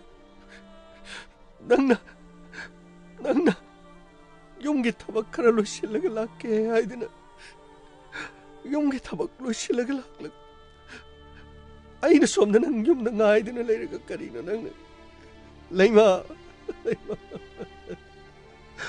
Masira लेमा नंगना इबु थादोक्तुना चलिबा करिगिनो लेमा आयो लेमा करिगिनो नंग इबु थादोक्तुना चलिबा ओगलो से नमिच्च पांगो लेमा से नमिच्च पांगो लेमा तल्ले से गोमा से हो बजे सर नाइको मिस्टर रोमन थौदोसे खुशम नुनुआति अदुबु अदोंगि नुपिने हाइना अदोमना मसक तालाबा सिगिदमक जानो फरे अदुगा खोइना खंजनिंग वाफम अमना अदोंगि नुपिबु नोंमैना काबलिबसे नुंगाइतबा हाइबदि मागी पुन्सिदा सिंगनबा याबा मी कना लगी छ अदुगुम्बा कनासु लैते सर हाइगि नुपिदि कनागुम्बा मतगा येंगनबसु लैते मादि हाउस वाइफ वनि युमदा लैजबदि अदुगा अखोइगी चानिमक बोर्डिंग द लोइना लै निंगोल चखौबा दिवालीगी दमक सुति लौथोकपन मखोइदे अइना हाना पुरगा अइना चलमबन अंगांगनि सि सही क्या सुरबा सर अमना तरेट अमना मंगा ओ थौदोसी यम नुंगाइते अंगांगनि दुना ममागी पाउसे ताबद करी ओरंगनि अदुबु अदोमना अखोइदे यारबदि करी थौदोक थोखिबा लेबगे अदुगा असिगुम्बा थौदोक्सदे कनाना पांथोकलंबा याबगे हाइबदो अदोमना चिंगनबा लेरबदि अखोइदे हाइबियु अखोइ इन्वेस्टिगेशन अस मपुंग फाननबगिदम सर अदुगुम्बा कनासु लैते सर अइना ख्वाइदगी ngakलिबदि अइगी नुपिदबु नोमै मरु ओम मरी काप्तुना मागी पुन्सिबु तेंसिमनरिबसि कनानो अइ यामना ngakpa फावे सर मखोइगिसे मी ओनबमा नत्रगा सोइबदगी नते मिस्टर रोमन सोइबदगी नोंमै मरु अमा मदुदि मंगाइ मरु अहुमबु मी मगी मसादा सोइबदगी कापकदर अदुगा होय मी ओनबा हाइबदु मदुसिए कनागुम्बा हातके खनबा मी अमा ओइरमदबदगी ओनतेनखिबा अमा बोरे केस असिगी मचुम्बा रानबा कोइ करिनो हाइबदु सोइदना थिजनजकी अदुगा अदोंगी नुपिगी मोबाइल नंबर अदुगा अदोंगी मोबाइल नंबर अखोइ पामसे सर लोइनमक पिजगे सर मोबाइल नंबर दगी सर मथौ करमना मोबाइल नंबर दगी मी हात पुथोकने हाइबगी वा लैथे अदुबु ꯑꯗꯣ ꯃꯗꯨꯒꯤ ꯃꯣꯕꯥꯏꯜ ꯅꯝꯕꯔꯗ ꯀꯅꯥꯅ ꯈꯪꯒꯅꯤ ꯀꯅꯥꯒ ꯋꯥꯔꯤ ꯁꯥꯟꯅꯕ ꯀꯔꯤ ꯂꯩꯈꯤꯕ ꯀꯔꯤ ꯊꯧꯗꯣꯛ ꯊꯣꯛꯈꯤꯕ ꯑꯗꯨꯒ ꯁꯥꯟꯅꯔꯤꯕ ꯃꯤꯑꯣꯏꯁꯤꯡꯗ ꯀꯔꯤ ꯏꯟꯐꯣꯔꯃꯦꯁꯟ ꯂꯩꯕꯒꯦ ꯃꯗꯨꯗꯤ ꯑꯩꯈꯣꯏꯅ ꯏꯟꯚꯦꯁꯇꯤꯒꯦꯁꯟ ꯇꯧꯕ ꯂꯣꯏꯔ ꯃꯇꯨꯡꯗ ꯁꯣꯏꯗꯅ ꯍꯥꯏꯖꯔꯛꯀꯦ ꯅꯝꯕꯔꯁꯤꯡꯗꯣ ꯑꯝꯇ ꯁꯟꯇꯣꯁ ꯁꯔ ꯁꯤꯗ ꯆꯦ ꯂꯩꯖꯔꯦ ꯁꯤꯗ ꯑꯝꯇ ꯏꯕꯤꯌꯨ ꯐꯒꯅꯤ ꯀꯔꯤꯅꯣꯅꯦ ꯉꯁꯤꯒꯤ ꯊꯧꯗꯣꯛꯁꯤꯁꯨ ꯅꯨꯡꯉꯥꯏꯇꯕ ꯊꯧꯗꯣꯛꯅꯤꯅꯦ ꯇꯧꯔꯤꯁꯤ ꯑꯃ ꯑꯣꯏꯔꯦꯀꯣ ꯑꯁ ꯍꯥꯏꯐꯝ ꯈꯪꯗꯦꯗ ꯀꯔꯤꯅꯣ ꯍꯧꯖꯤꯛꯀꯤ ꯃꯇꯝꯁꯤꯗ ꯇꯧꯔꯤꯁꯤ ꯁꯤꯒꯨꯝꯕ ꯊꯧꯗꯣꯛꯁꯤꯗꯁꯨ ꯉꯟꯇꯥꯅ ꯃꯌꯨꯝ ꯄꯥꯜꯂꯒ ꯃꯆꯥ ꯃꯁꯨ ꯂꯩꯔꯒ ꯃꯤꯒꯤ ꯊꯃꯣꯏꯕꯨꯁꯨ ꯌꯥꯝꯅ ꯁꯣꯛꯍꯟꯕꯁꯤꯕꯨ ꯀꯔꯤꯅꯣ ꯍꯦ ꯏꯁꯣꯔ ꯅꯪꯅ ꯁꯥꯟꯅꯕ ꯀꯨꯝꯍꯩꯁꯤꯕꯨ ꯀꯔꯤꯅꯣ ꯀꯔꯤ ꯍꯥꯏꯒꯗꯕꯅꯣ ꯈꯪꯗꯦꯗ ꯀꯩꯅꯣꯝꯇ ꯍꯪꯖꯒꯦ ꯃꯤꯁꯇꯔ ꯔꯣꯃꯦꯟ ꯍꯥꯏꯕꯤꯌꯨ ꯁꯔ ꯉꯁꯤꯒꯤ ꯊꯧꯗꯣꯛꯁꯤ ꯁꯣꯝꯅ ꯏꯆꯥ ꯄꯨꯔꯒ ꯃꯍꯥꯛꯀꯤ ꯍꯥꯏꯕꯗꯤ ꯑꯗꯣꯝꯒꯤ ꯅꯨꯄꯤꯒꯤ ꯃꯄꯥꯝꯗ ꯆꯠꯂꯦ ꯍꯥꯏꯕ ꯃꯥꯅꯦ ꯁꯔ ꯑꯗꯣꯝꯒꯤ ꯅꯨꯄꯤꯒ ꯄꯨꯟꯅ ꯆꯠꯃꯤꯟꯅꯗꯕꯒꯤ ꯃꯔꯝꯁꯤ ꯀꯔꯤꯒꯤꯅꯣ ꯁꯔ ꯑꯩ ꯊꯕꯛ ꯂꯩꯕꯅ ꯃꯔꯝ ꯑꯣꯏꯔꯀꯥꯟꯗ ꯑꯉꯥꯡꯁꯤꯡ ꯑꯗꯨ ꯒꯥꯔꯤꯗ ꯇꯣꯡꯂꯕꯗꯤ ꯒꯥꯔꯤ ꯃꯆꯥꯗ ꯈꯨꯗꯣꯡ ꯆꯥꯔꯣꯏ ꯍꯥꯏꯗꯨꯅ ꯄꯣꯠ ꯆꯩ ꯌꯥꯎꯕꯒ ꯑꯩꯅ ꯍꯥꯟꯅ ꯑꯉꯥꯡ ꯑꯅꯤꯗꯣ ꯊꯤꯟꯗꯣꯛꯆꯔꯝꯕꯅꯤ ꯑꯗꯨꯗꯤ ꯊꯧꯗꯣꯛ ꯑꯗꯨꯒꯤ ꯃꯇꯥꯡꯗ ꯑꯃꯨꯛꯇ ꯇꯝꯕꯤꯌꯨ ꯂꯩꯃꯥ ꯇꯥꯔꯤꯕ꯭ꯔꯣ ꯂꯣꯏꯔꯦ ꯑꯩꯅꯦ ꯄꯣꯠ ꯆꯩ ꯃꯌꯥꯝꯁꯤꯒ ꯑꯉꯥꯡꯒꯗꯤ ꯂꯥꯛꯄꯗꯣ ꯐꯔꯛ ꯇꯥꯔꯅꯤ ꯑꯗꯣ ꯍꯣꯔꯦꯟ ꯑꯩꯈꯣꯏꯒꯤ ꯃꯄꯥꯁꯨ ꯐꯥꯎꯔꯒ ꯆꯠꯇꯣꯏꯅꯤꯅ ꯑꯉꯥꯡ ꯑꯅꯤꯁꯤꯁꯨ ꯌꯥꯎꯕꯤꯈ꯭ꯔꯣ ꯑꯗꯨꯕꯨꯗꯤ ꯀꯩꯁꯨ ꯀꯥꯏꯗꯦꯗ ꯑꯗꯣ ꯀꯔꯤꯅꯣ ꯅꯪꯒꯤ ꯄꯣꯠ ꯆꯩꯗꯨꯕꯨ ꯅꯪꯒꯤ ꯄꯣꯠ ꯆꯩꯗꯨꯁꯨ ꯒꯥꯔꯤꯗ ꯍꯥꯞꯈ꯭ꯔꯒꯦꯗꯅ ꯅꯠꯇ꯭ꯔꯒꯅ ꯑꯩꯅ ꯊꯤꯟꯕꯤꯔꯝꯃꯣ ꯍꯥꯏꯕ꯭ꯔꯣ ꯌꯥꯔꯣꯏꯌꯦ ꯑꯗꯨꯗꯤ ꯍꯣꯔꯦꯟꯗꯤ ꯑꯃꯨꯛ ꯃꯣꯏ ꯇꯥꯃꯣꯗꯤ ꯊꯕꯛ ꯂꯩ ꯍꯥꯏꯕꯅꯤꯅ ꯑꯩꯅ ꯑꯃꯨꯛ ꯌꯨꯝꯗ ꯍꯜꯂꯛꯅꯕꯒꯤ ꯑꯃꯨꯛ ꯃꯣꯏ ꯇꯥꯃꯣꯗ ꯐꯣꯟ ꯄꯪꯇꯧꯗ ꯇꯧꯁꯜꯂꯗꯤ ꯊꯕꯛ ꯆꯠꯂꯤꯉꯩꯗ ꯐꯣꯟ ꯇꯧꯔꯦ ꯍꯥꯏꯗꯨꯅ ꯑꯩꯉꯣꯟꯗ ꯑꯃꯨꯛ ꯉꯥꯡꯉꯣꯏꯗ꯭ꯔꯣ ꯑꯗꯨꯏ ꯁꯔꯨꯛꯄꯨꯗꯤ ꯑꯩ ꯄꯣꯠ ꯆꯩꯁꯤꯡ ꯑꯁꯤꯒ ꯑꯩ ꯒꯥꯔꯤꯗ ꯑꯗꯨꯝ ꯂꯥꯛꯑꯒꯦ ꯑꯗꯨꯒ ꯑꯔꯨꯝꯕ ꯈꯔꯁꯤꯅ ꯍꯥꯞꯄꯤꯈ꯭ꯔꯣꯅꯦ ꯍꯣꯏꯅꯦ ꯑꯗꯨꯃꯥꯏꯅ ꯇꯧꯔꯣꯅꯦ ꯄꯣꯠ ꯆꯩ ꯈꯔꯁꯤꯅ ꯑꯩꯅ ꯍꯥꯞꯄꯤꯈ꯭ꯔ ꯂꯣꯏꯔꯦ ꯑꯗꯨ ꯑꯣꯏꯔꯗꯤ ꯅꯪꯅ ꯍꯣꯔꯦꯟ ꯂꯥꯛꯆꯕꯗ ꯀꯣꯝꯃꯦꯗꯅ ꯍꯣꯏ ꯑꯗꯨꯗꯤ ꯂꯥꯛꯑꯣ ꯀꯩꯗꯧꯔꯒꯦ ꯅꯣꯏꯅꯤ ꯃꯃꯥ ꯍꯣꯔꯦꯟ ꯑꯩꯈꯣꯏꯒꯤ ꯗꯈꯤꯅꯥ ꯀꯌꯥꯝ ꯇꯧꯔꯛꯀꯅꯤ ꯍꯥꯏꯒꯦ ꯑꯗꯨꯕꯨꯔꯣ ꯅꯪꯒꯤꯁꯨ ꯃꯌꯥꯝ ꯄꯤꯅꯤ ꯍꯥꯏꯕꯅꯤ ꯂꯥꯛꯑꯣ ꯗꯤꯄꯨ ꯂꯥꯛꯑꯣ ꯃꯃꯥ ꯑꯩꯗꯤ ꯍꯣꯔꯦꯟ ꯗꯈꯤꯅꯥ ꯃꯌꯥꯝ ꯑꯃ ꯇꯧꯍꯟꯗꯣꯏꯅꯤ ꯑꯩꯈꯣꯏ ꯃꯥꯃꯣꯗ ꯑꯗꯣ ꯑꯩꯒꯤ ꯗꯈꯤꯅꯥꯗꯣ ꯃꯃꯥꯅ ꯂꯧꯁꯟꯈꯤꯕ ꯌꯥꯔꯣꯏꯀꯣ ꯂꯧꯔꯣꯏꯌꯦ ꯂꯥꯛꯑꯣꯁꯦ ꯅꯣꯏ ꯄꯥꯕꯨꯡꯒꯅꯦ ꯆꯠꯍꯧꯔꯨꯔꯣ ꯑꯩꯅ ꯒꯥꯔꯤꯗ ꯂꯥꯛꯀꯦ ꯇꯜꯂꯤ ꯀꯩꯁꯨ ꯑꯩ ꯃꯃꯥꯒ ꯂꯥꯛꯀꯅꯤ ꯃꯃꯥꯒꯤ ꯒꯥꯔꯤꯗ ꯇꯣꯡꯒꯅꯤ ꯍꯦ ꯍꯣꯔꯦꯟ ꯍꯜꯂꯛꯄꯗꯅꯦ ꯗꯗꯥꯒ ꯅꯪꯒ ꯄꯨꯂꯞ ꯇꯣꯡꯉ ꯂꯥꯛꯀꯗꯣꯏꯅꯤ ꯍꯧꯖꯤꯛꯇꯤꯅꯦ ꯌꯦꯡꯉꯣ ꯄꯥꯕꯨꯡꯅꯅꯦ ꯅꯈꯣꯏ ꯍꯥꯟꯅ ꯊꯤꯜꯂꯝꯃꯅꯤ ꯄꯣꯠ ꯆꯩ ꯑꯔꯨꯝꯕꯁꯤꯡ ꯑꯁꯤꯒ ꯑꯩꯅ ꯒꯥꯔꯤꯁꯦ ꯄꯨꯔ ꯂꯥꯛꯇꯣꯏꯕ ꯁꯤꯅ ꯍꯣꯔꯦꯟ ꯑꯩꯈꯣꯏ ꯑꯃꯨꯛ ꯍꯜꯂꯛꯄ ꯌꯥꯅꯅꯕ ꯄꯥꯕꯨꯡꯗꯤ ꯍꯣꯔꯦን ꯊꯕꯛ ꯆꯠꯈ꯭ꯔꯒ ꯊꯦꯡꯅ ꯍꯜꯂꯛꯀꯅꯦꯕ ꯌꯥꯔꯦꯀꯣ ꯍꯣꯏ ꯃꯃꯥ ꯂꯥꯛꯑꯣ ꯑꯉꯥꯡꯁ ꯂꯥꯛꯑꯣ ꯒꯥꯔꯤꯗ ꯀꯥꯈꯠꯂꯣ ꯍꯣꯏ ꯄꯥꯕꯨꯡ ꯑꯗꯨꯗꯤ ꯅꯪ ꯀꯔꯤ ꯋꯥꯠꯂꯤꯒꯦ ꯀꯔꯤꯝꯇ ꯋꯥꯠꯇ꯭ꯔꯦꯗ ꯑꯩ ꯂꯥꯛꯑꯒꯦ ꯐꯔꯦ ꯑꯗꯨꯗꯤ ꯑꯩ ꯒꯥꯔꯤ ꯊꯧꯔ ꯊꯤꯜꯂꯝꯃꯒꯦ ꯑꯉꯥꯡꯈꯩꯁꯤ ꯍꯣꯏ ꯐꯔꯦ ꯂꯥꯛꯑꯣꯀꯣ ꯑꯗꯨꯗꯤ ꯍꯣꯏ ꯑꯃꯨꯛꯇ ꯉꯥꯏꯕꯤꯈꯣ ꯃꯣꯏ ꯇꯥꯃꯣ ꯀꯩꯗꯧꯔꯒꯦ ꯀꯩꯅꯣꯝꯃ ꯋꯥꯠꯇ꯭ꯔꯣ ꯀꯔꯤꯅꯣ ꯀꯩꯗꯧꯔꯒꯦ ꯑꯁ ꯉꯁꯥꯏꯗꯒꯤ ꯑꯩꯅ ꯀꯦꯔꯤꯕ ꯑꯩꯅ ꯂꯥꯡꯉꯤꯕꯁꯤꯡ ꯑꯁꯤꯕꯨ ꯀꯔꯤꯃꯠꯇ ꯐꯖꯗ꯭ꯔꯕ꯭ꯔꯣ ꯀꯔꯤꯃꯠꯇꯁꯨ ꯍꯥꯏꯕꯤꯔꯛꯇꯦ ꯏꯍꯦ ꯑꯩꯗꯤ ꯀꯥꯎꯏꯗꯅ ꯉꯁꯤꯗꯤ ꯅꯪꯁꯤ ꯅꯍꯥꯟ ꯃꯈꯩꯗꯒꯤ ꯌꯥꯝꯅ ꯉꯥꯜꯂꯦ ꯅꯈꯖꯥꯏꯒꯁꯤꯅ ꯉꯥꯡꯇꯛ ꯇꯧꯔꯤꯕ ꯆꯤꯝꯕꯥꯜꯁꯤꯗꯅ ꯑꯉꯥꯡꯕ ꯃꯆꯨꯒꯤ ꯂꯤꯞꯁꯇꯤꯛ ꯅꯁꯝꯒꯥꯏꯁꯤ ꯈꯣꯏꯍꯜꯂꯦꯗꯅ ꯄꯥꯔꯂꯔꯗ ꯆꯪꯉꯨꯔꯤꯔꯣ ꯁꯤꯗꯩꯗ ꯑꯩꯈꯣꯏ ꯅꯨꯄꯤ ꯁꯥꯕꯤ ꯑꯃ ꯂꯩꯕꯗꯣ ꯃꯥꯗꯤ ꯃꯦꯀꯞ ꯌꯥꯝ ꯍꯩ ꯃꯉꯣꯟꯗ ꯂꯨꯄꯥ 1,000 ꯄꯤꯔꯒ ꯀꯦꯊꯣꯛꯏꯅꯤꯗꯅ ꯌꯥꯏ ꯀꯩꯁꯨ ꯀꯥꯏꯗꯦ ꯀꯦꯒꯗꯕꯅꯤ ꯅꯤꯉꯣꯜꯒꯤ ꯆꯍꯤ ꯑꯃꯒꯤ ꯃꯅꯨꯡꯗ ꯑꯃꯨꯛꯇꯪ ꯂꯥꯛꯄ ꯅꯤꯉꯣꯜ ꯆꯥꯛꯀꯧꯕ ꯅꯨꯃꯤꯠꯇ ꯅꯨꯄꯤꯅ ꯀꯦꯖꯕ ꯃꯄꯥꯝ ꯆꯠꯆꯕꯗ ꯍꯔꯥꯎꯖꯕ ꯀꯨꯝꯍꯩ ꯑꯁꯤꯒꯤꯗꯃꯛ ꯅꯠꯇ꯭ꯔꯣ ꯀꯩꯁꯨ ꯀꯥꯏꯕ ꯂꯩꯇꯦ ꯌꯥꯝꯅ ꯐꯖꯔꯦ ꯑꯗꯣ ꯑꯩ ꯊꯕꯛꯁꯤꯁꯨ ꯊꯦꯡꯈ꯭ꯔꯅꯤ ꯑꯩ ꯆꯠꯂꯝꯃꯒꯦ ꯒꯥꯔꯤ ꯊꯧꯕ ꯃꯇꯝꯗ ꯈꯔ ꯌꯦꯡꯉꯒ ꯊꯧꯀꯣ ꯍꯣꯏ ꯑꯗꯣ ꯅꯣꯏ ꯇꯥꯃꯣꯁꯨ ꯆꯠꯄꯗ ꯈꯔ ꯌꯦꯡꯁꯤꯟꯕꯤꯌꯨ ꯍꯧꯖꯤꯛꯁꯤ ꯃꯇꯝ ꯌꯥꯝꯅ ꯐꯠꯇ꯭ꯔꯦ ꯒꯥꯔꯤ ꯀꯟꯅ ꯊꯧꯕꯤꯒꯅꯨꯀꯣ ꯑꯗꯨꯒ ꯊꯦꯡꯅ ꯍꯜꯂꯛꯀꯅꯣ ꯅꯨꯃꯤꯗꯥꯡꯗ ꯍꯤꯗꯥꯛ ꯌꯥꯝꯅ ꯄꯥꯏꯁꯟꯕꯤꯒꯅꯨꯀꯣ ꯈꯪꯉꯦ ꯌꯥꯔꯦ ꯑꯗꯨꯗꯤ ꯑꯩ ꯑꯉꯥꯡꯁꯤꯡꯁꯤꯒ ꯆꯠꯂꯝꯃꯒꯦ Nang adum lau ko. Hoi, ai loi ra bani. Po chai si hapsa lage dum tungda dum la do bani. Phari phari. Ai chalamage ko. Hoi moi tabo. Asumna sir. Ai di angang sing adu ga loina na magi mapam da angang sing ju thamame. Sir. Adu gi matung da mahak laktrabadi ke dor bajano haidena. Ai khanki. Adu bai di thabak thenglabani na. Ai adu makchale. Madu gi matung da. Gak leiraga. Akhui gi mapam dagi issue na pa na ingon da mo call toraki. Kona. Kui samuni. Hello. Samo. Kaidore. Kaidore ke phone toribo. Ibai. Iche du di lak da ba. Iche du bu yum da lotion howdri bro kari no. Thabak yamna tap khre da ko. Som da di mayam sa ba thakui matam yok chele. Hoje baba lak tri sibu kaidore jano. Ibai phone to bu su chat ba. Not reachable na dum leiba. Hey, kari no ne hai sibo. Madi loina lotion le gali hawrabani ni. Ai ga maga situng manga adum la abani haibasu yai aina khitang halak pai wani adu kaino phone to buda noticeable haiba noticeable adum hai lei angang singju sidai da changak adum yeng dana lei re adu asibai kamai to jani bai ne phone to rom ti yeng bigira natra bai ai khoi na ngasi chalu badi kaya phajadri ibai ne ngak tang yum bok dung chalaga ape te yeng bigadra lambi da ko khudung ti bu tho jal kyan ta dri da ibai yarga di marol amata ngai khoi ko ai harke ko amta thamge sumna sir mahak laktre haiba pauta badigi mahak ki khungul lirakda sir mafam amada accident thoki aiduna mafam adu khajinduna liramki matungda police na sibadu hospital pokre haibadigi sir ai hospital ko ti tijar kuni sir adu ka sir mafam asida sir mafam asida oiram liba mo onga chini sir ai kari hai ga dawanu kangdre sir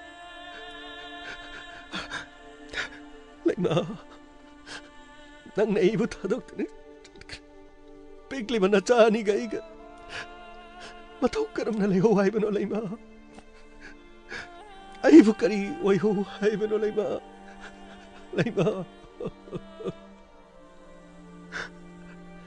Mr. Roman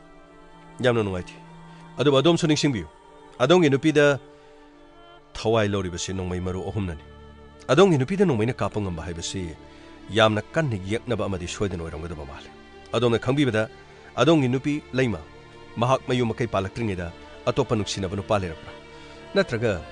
mangoda laman khumok pa yaba kari thodo wa thok pa lebaki adong na suning singbiu natraga law inkolgi mari matagi yakna ba nungai na daba natraga na adongi punsida kanagumna ki halak pa natraga adongi punsida su khurok thangba leibna maramorga mahakpu nate sir aigi punsida kari su khurok thangba mata leite sir aduga aiga nungai na daba su kana mata leiti aiga nungai na daba leiraga sumongoda asumna tawga daba leiti sir aina thabak masa ma tawjaraga ai khoi nungai ni hingjaba punsi amani sir aduga sir maga aiga leinari ba mari asida kariguma phattaba mata leiti maga aiga nuksina na leibani sir aduga matau karamna thodok asibu thokli manu sir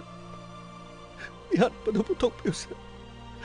bihat padu sir puthok piyo sir Mr. Roman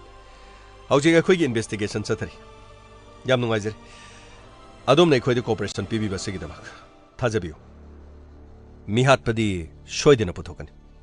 adong inupida nongmai maru ohum kapli bami arai bami oiro karigi damak khaliba karigi damak adong inupi punsibu loisiliba haibadadi asing ba soidena khoina puthokani pikliba adongi chani gi damak ta soi koi nungai ta phongdok chari postmortem lorba matungda asiba masa pubi ba yagani aduga magi mathau mangam pangthok pi ba yagani maragasta postmortem report aduga aikhoi gi investigation lorba matungda aikhoi soidena makki adongi yumda somhona laksaki haujigidi adom chapi ba yarani pani sir ai chacharu ki char kya da nungai tri ni ne torisu sei ta oi ba yong kai ga pala ga hai maram cha da accident ga torga sumai ne ga mi ne ga halam ba kholam ba adu na ta da accident ga tho ga leita ba khota ba yauri ba sing sigi khalu ra di sei ta ko tho no nungai te krino khang de ꯑꯩꯈꯣꯏꯒꯤ ꯁꯍꯔꯁꯨ ꯃꯅꯨꯡꯗ ꯆꯪꯈ꯭ꯔ ꯃꯥꯜꯂꯦꯅꯦ ꯁꯟꯇꯣꯁꯀ ꯀꯔꯤ ꯈꯔ ꯑꯗꯨꯝ ꯇꯧꯗꯨꯅ ꯂꯩꯈ꯭ꯔꯦ ꯀꯔꯤꯅꯣ ꯔꯥꯍꯣ ꯅꯪ ꯀꯔꯤꯁꯨ ꯍꯥꯏꯗ꯭ꯔꯕꯣ ꯌꯥꯔꯦ ꯅꯪꯅꯅꯦ ꯍꯤꯒꯥꯏ ꯋꯥ ꯀꯥꯝꯁꯤꯜꯂꯛꯇꯅ ꯌꯨꯝ ꯊꯨꯒꯥꯏꯕꯤꯅꯕ ꯍꯣꯠꯅꯕꯤꯔꯅꯨ ꯀꯣ ꯌꯨꯝꯗꯣ ꯊꯨꯒꯥꯏꯕꯤꯅꯕ ꯀꯔꯤꯝꯇ ꯍꯣꯠꯅꯕꯤꯔꯅꯨ ꯍꯥꯏꯁꯤꯅꯤ ꯑꯩꯅꯦ ꯅꯪ ꯌꯥꯝ ꯀꯤꯕꯅꯤꯀꯣ ꯅꯪꯁꯦ ꯑꯩꯅ ꯈ꯭ꯋꯥꯏꯗꯒꯤ ꯀꯤꯕ ꯖꯤꯕꯅꯤꯀꯣ ꯌꯥꯔꯦ ꯑꯩ ꯍꯜꯂꯛꯑꯒꯅꯦ ꯊꯣꯏꯅꯨ ꯑꯍꯤꯡ ꯇꯨꯝꯗꯗꯅ ꯃꯁꯤ ꯑꯩꯉꯣꯟ ꯅꯤꯡꯉꯥꯏ ꯇꯧ ꯂꯩ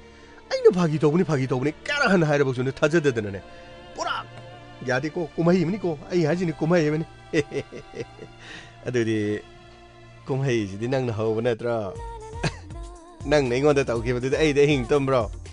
ꯁꯣꯝꯗ ꯅꯪꯒꯤꯗꯤ ꯈꯔ ꯐꯩ ꯅꯪꯒꯤ ꯅꯨꯄꯤ ꯑꯣꯏꯕꯅꯤꯅꯀꯣ ꯁꯣꯝꯗꯗꯤ ꯑꯇꯣꯞꯄ ꯅꯨꯄꯥꯗ ꯃꯋꯥ ꯅꯥꯏꯒꯅꯤꯅ ꯑꯗꯨꯝ ꯍꯥꯏꯔꯛꯄꯅꯤꯅꯦ ꯑꯩꯁꯦ ꯇꯧꯐꯝ ꯈꯪꯗꯗꯅꯀꯣ ꯑꯩꯁꯦ ꯉꯥꯎꯗꯅ ꯑꯩꯁꯦ ꯃꯊꯣꯡ ꯃꯔꯝ ꯈꯪꯗꯗꯅ ꯂꯩꯕꯅꯤ ꯒꯃꯥꯏ ꯁꯥꯔ ꯂꯥꯛꯑꯣ ꯒꯥꯔꯤ ꯊꯧꯔꯣ ꯆꯠꯅꯕ ꯇꯧꯁꯤ ꯐꯒꯅꯤ ꯁꯥꯔ ꯍꯧꯖꯤꯛ ꯃꯈꯥꯗꯤ ꯀꯔꯤ ꯇꯧꯕ ꯇꯥꯔꯦ ꯁꯥꯔ ꯁꯟꯇꯣꯁꯅ CDRA ꯀꯣꯆꯤꯡ ꯇꯧꯔꯅꯤ ꯌꯦꯡꯕ ꯇꯥꯔꯦ ꯑꯗꯨꯒ ꯃꯥꯒꯤ ꯅꯨꯄꯥ ꯔꯣꯃꯦꯟ ꯀꯅꯥꯅꯣ ꯀꯔꯤꯅꯣ ꯑꯗꯨꯒ ꯂꯩꯃꯁꯤ ꯀꯅꯥꯅꯣ ꯀꯔꯤꯅꯣ ꯃꯈꯣꯏꯒꯤ ꯃꯔꯝꯗ ꯀꯨꯞꯅ ꯌꯦꯡꯕ ꯇꯥꯔꯦ ꯁꯥꯔ ꯃꯥꯒꯤ ꯅꯨꯄꯥꯁꯤꯗꯤ ꯊꯃꯣꯏ ꯁꯣꯛꯅꯗꯤ ꯀꯞꯆꯈ꯭ꯔꯦꯗ ꯁꯥꯔ ꯑꯁꯤꯕꯨ ꯃꯉꯣꯟꯗ ꯆꯤꯡꯅꯕꯗꯤ ꯂꯩꯗꯣꯏꯖꯥꯠꯂ ꯁꯥꯔ ꯒꯃꯩ ꯆꯤꯡꯅꯕ ꯂꯩꯕ ꯂꯩꯇꯕꯒꯤ ꯋꯥ ꯅꯠꯇꯦ ꯑꯩꯈꯣꯏꯗꯤ ꯄꯨꯝꯅꯃꯛꯄꯨ ꯆꯤꯡꯅꯕ ꯍꯥꯏꯁꯦ ꯑꯩꯈꯣꯏ ꯊꯧꯅꯤꯗꯅ ꯑꯁꯦꯡꯕ ꯆꯨꯝꯕꯗꯨꯗꯤ ꯆꯤꯡꯅꯕꯗꯨꯒꯤ ꯃꯇꯨꯡꯗ ꯂꯣꯏ ꯂꯥꯛꯀꯗꯕ ꯉꯥꯛꯇꯅꯤ ꯒꯥꯔꯤ ꯊꯧꯅꯕ ꯇꯧꯔꯣ ꯐꯅꯤ ꯁꯥꯔ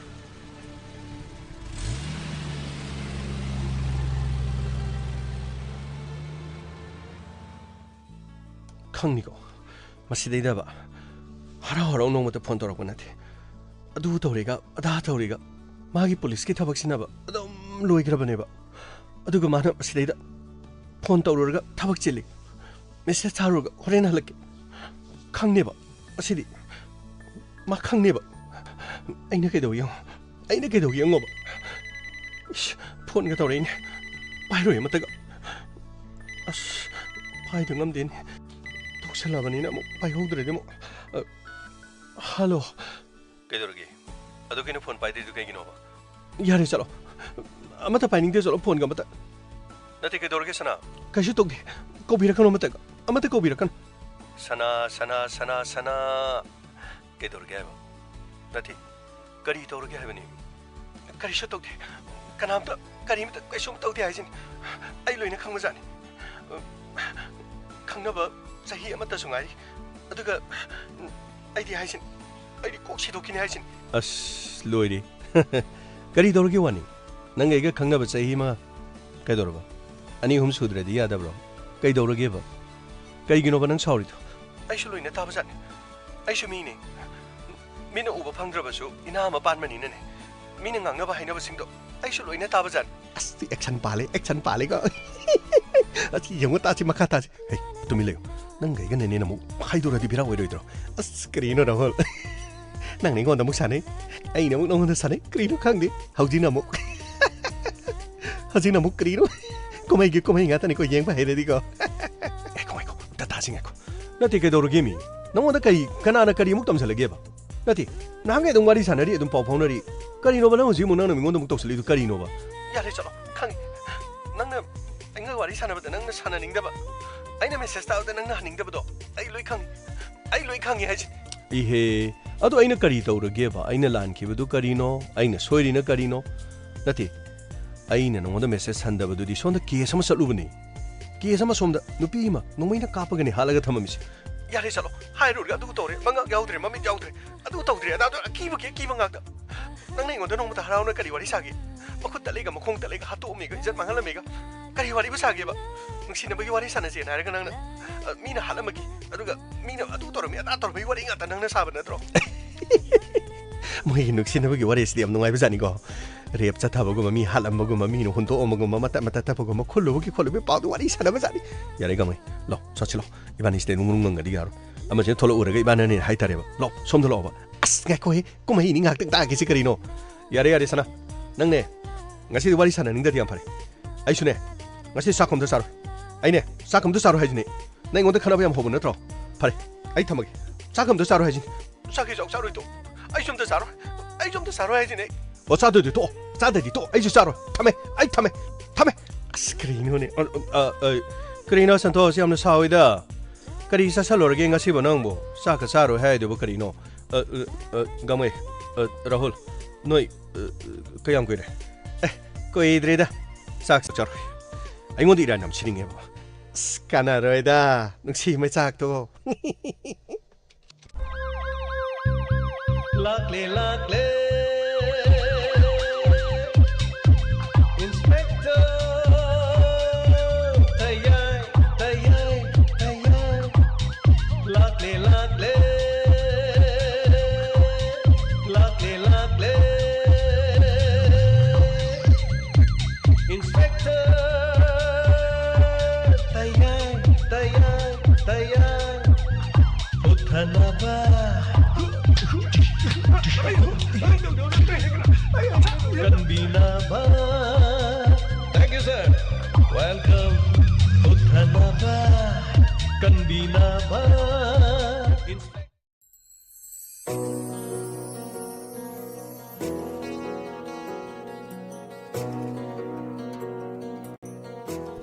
Hanana tagat sering asugi lantuk sari inspector tayai hajan batangkang satu ka marfudara taruk suba tabiri bapuna mapu tagat ceri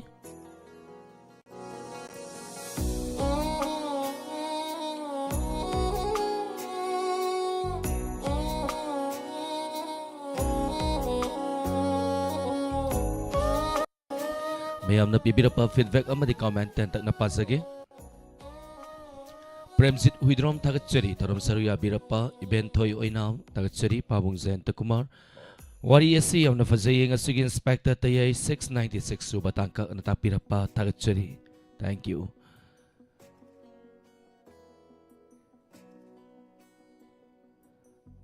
Tarum Masigi Makatarakpa, Lantuk Sagani Entertainment Program 7005-707 808 hariba numbers the call to birak tunang asigi lantuk sa gaduriba entertainment program tarom saruya minasi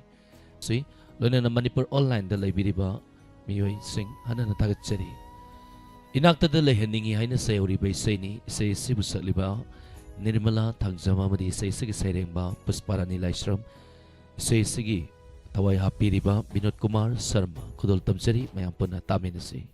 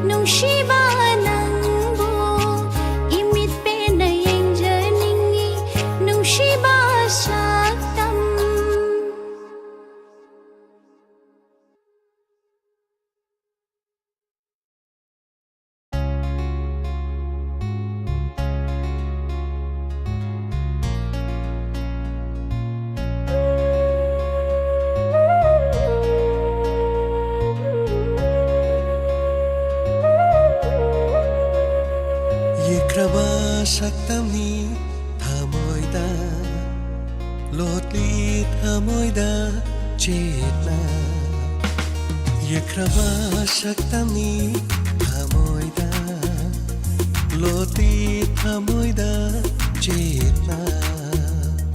Hongkino nangi thamoi ado Hongkino nangi thamoi ado Yekraba saktami thamoida Yekraba thamoi ni ai hakki Solabi siklani ai hakki Yimpiyo ai bo nusi nusi na Yimpiyo ai bo nusi nusi na Nang tagi oi ba thamoi si Yekraba saktami thamoida Solabi siklani ai hakki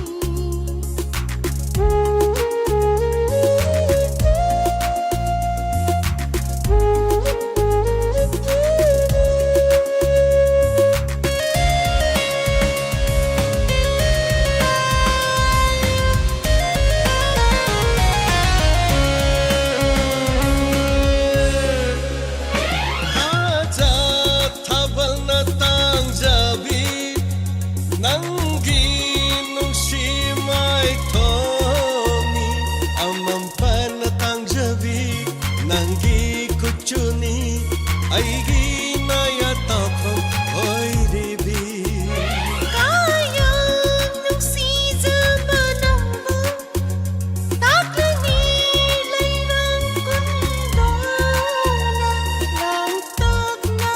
rin Ay gipag ningso Huwag kadama lumipot ay Yekraba saktami thamoida Solabi siklani ay hakki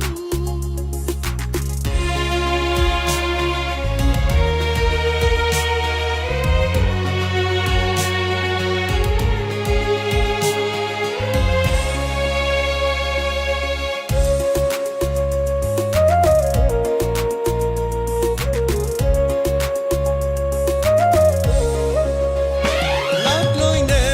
punsi se anira Amutang loira ba maponi Lairami haiba khudam ase Mutana leiba oishano Ano ba yining punhansing Harap mo ninot na Awag may sabtong ko'y na Musiko do tamlasing Punsing kusat asida Yekraba saktami thamoida Solabi siklani ay hakki Hongkino nangi thamoy ado Yimpiyo ay bo nusi nusi na Yekraba saktami thamoida Nang tagi ko'y nakamoy si La la la la la la la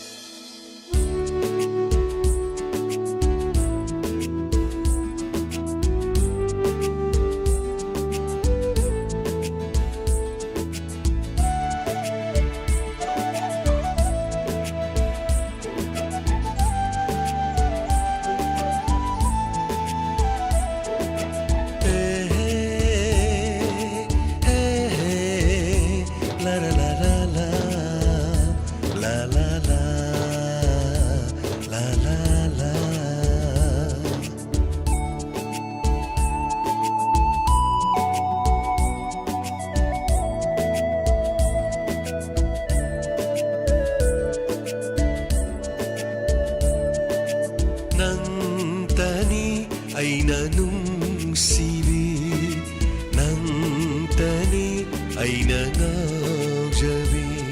ꯅꯪꯅ ꯑꯩꯒꯤ ꯊꯋꯥꯏ ꯍꯛꯆꯥꯡꯅꯤ ꯅꯪꯅ ꯑꯩꯒꯤ ꯄꯨꯟꯁꯤ ꯈꯣꯡꯂꯣꯏꯅꯤ ꯅꯪꯅ ꯑꯩꯒꯤ ꯊꯋꯥꯏ ꯍꯛꯆꯥꯡꯅꯤ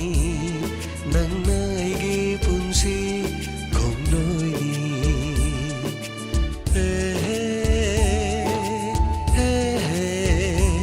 la la la la la la la la la la la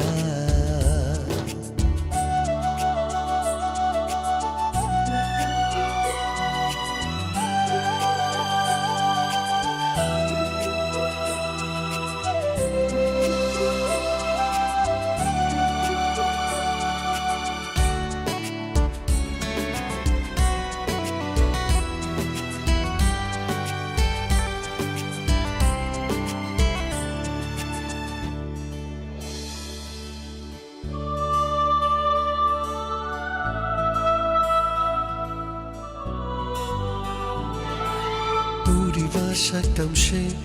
나하기 이낙다숑 레이비유거 낭따나 아이기 타와이니 낭나 아이기 운시니 항라와티야다 파이미나시 셰클라기 분시금 아이코야니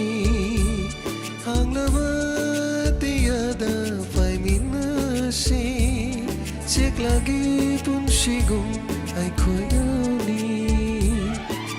Nang tanaigi pun sini Tajagit hawai si nung silinanggi Nang tanaigi pun sini Tajagit hawai si nung silinanggi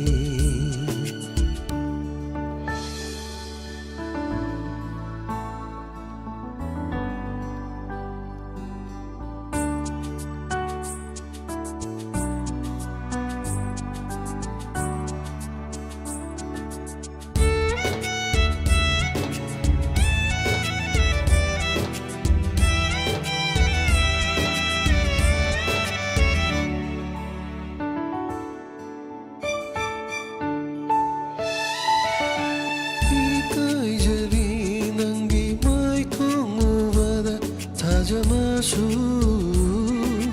leite kona malinda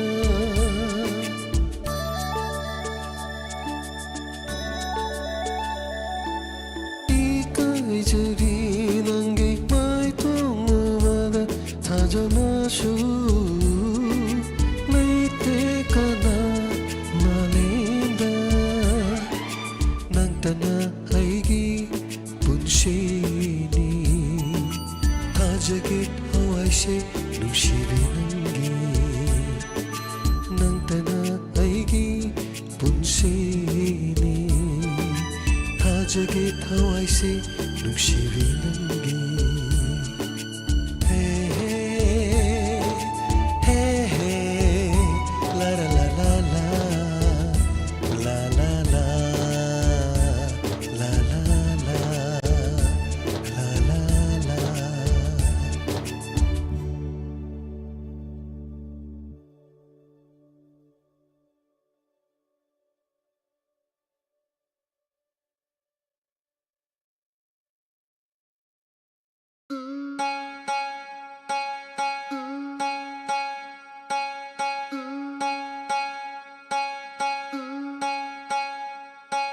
Kana leite ꯑꯩꯈꯣꯏꯒꯤ ꯆꯦꯆꯦ ꯅꯠꯇꯅ ꯆꯦꯆꯦ ꯅꯠꯇꯅ ꯑꯣ ꯆꯦꯆꯦ ꯅꯠꯇꯅ ꯀꯅꯥ ꯂꯩꯇꯦ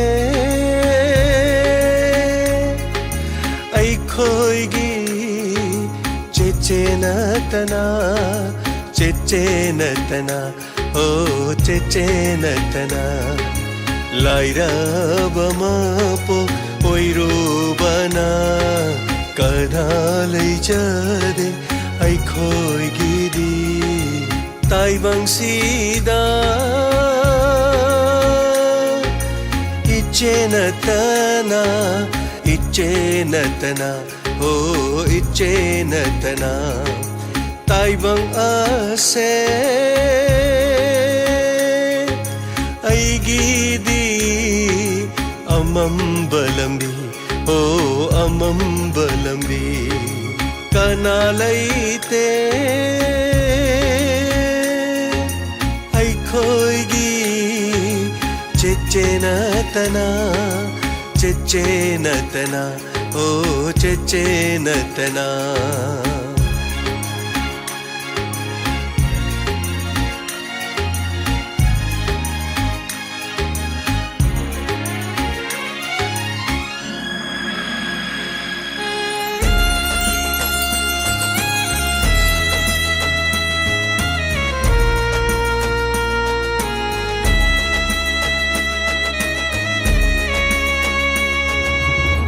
Chechena aigidi pumnamakni Ima ipashu pumnamakni Nahagyaudraba aigi punsidi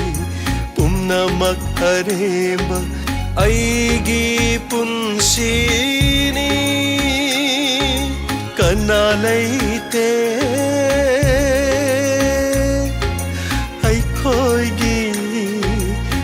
Chechenatana Chechenatana Oh Chechenatana Ichenatana Oh Ichenatana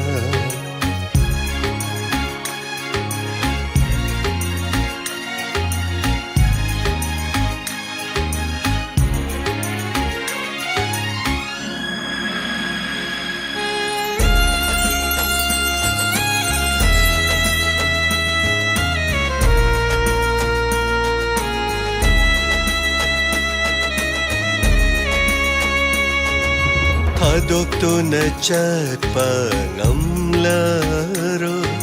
Mapokasina lairi makai Aigi mapokti loirabani Cheche lairambagi Aigi punshi lairambani Kanalaite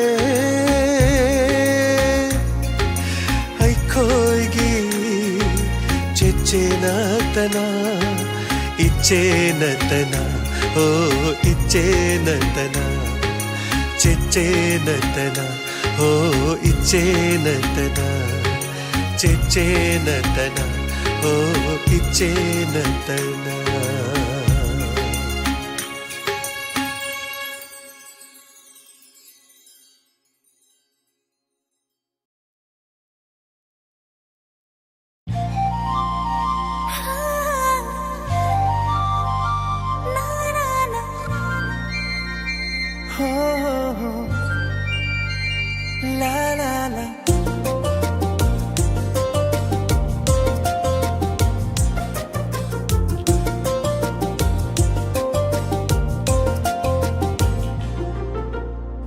Jum pan ba hairi hayaini kombi rei lei rang sat lag le kusum lei lei bak lei lei rang yum thong khu ding lei teng ba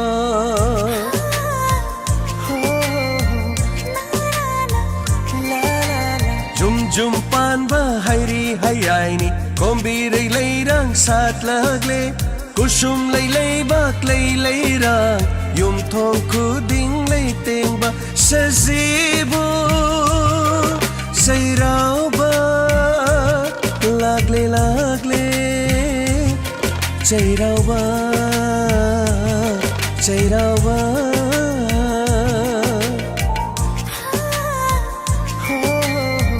Jum pan ba hairi hayaini kombi rei lei rang sat lagle kusum lei lei bak lei lei rang yum thong khu ding lei teng ba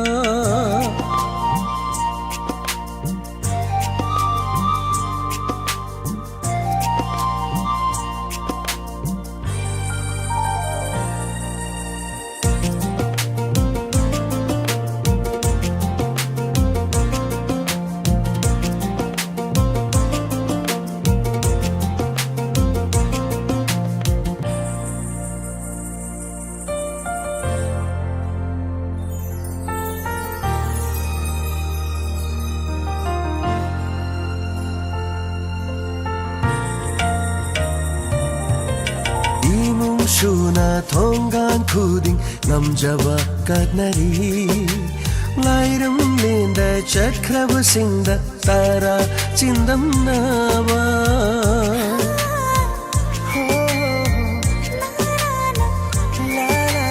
ꯏꯃꯨꯡꯁꯨꯅ ꯊꯣꯡꯒꯥꯟ ꯈꯨꯗꯤꯡ ꯉꯝꯖꯕ ꯀꯠꯅꯔꯤ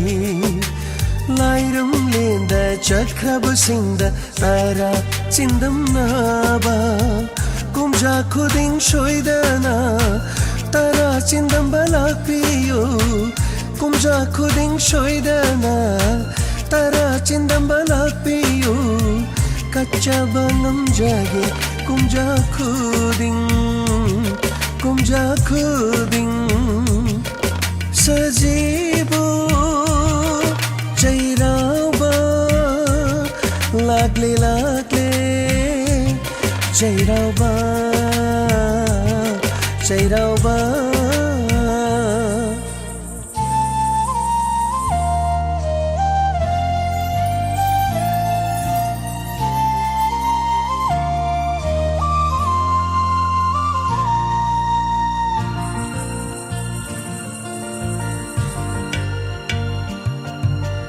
Hainam lainam na yom la re mai kai khuding ma hai pa lai pa thal la re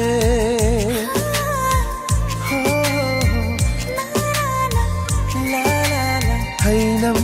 lainam na yom la re mai kai khuding ma hai pa lai pa thal la re Maning tamna satla re kombirai kusum lai maning tam jara re mahausa lai re bisu ya kai rakle akhang kandi lai bak lai su ya kai rakle akhang kandi lai bak lai su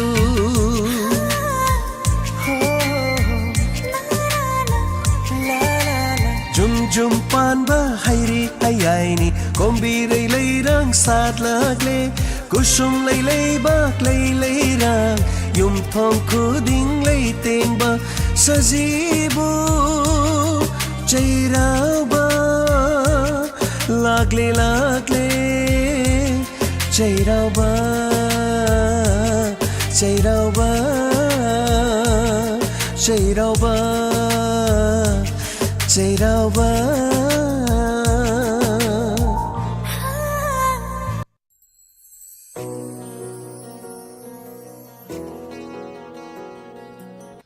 Hanana tagat-sari nga sige lantok-sari ba Inspector Tayai Hansen Batangkak Taviriba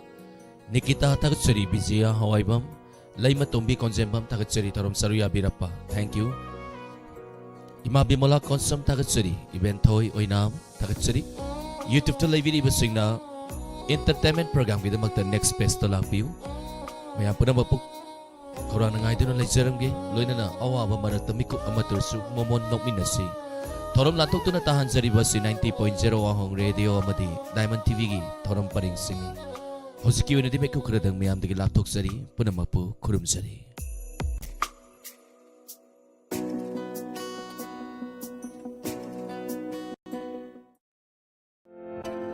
Perfect College or University Thibiribra. Housing Maduki the Maktoin Waningai Oidri. Manipur Idu Mentor Namiamda, Yamna Kanagadaba, Amadi, Nungaiba Pau Omapuzerli. English Singani Kunmangagi Oina, Admission Guidance Ki Kudong Chaba, Piba Hoseri. India Gi Oina, Top College Sing Kanba Amadi, Akanaba College Sing, Amadi, University Gi Oina. Lupali Sing Mangadagi, Listen Kunmanga Paubagi, Scholarship Pauba Yauna, Kudong Chaba, Pangbigani. Engineering Digi Haura.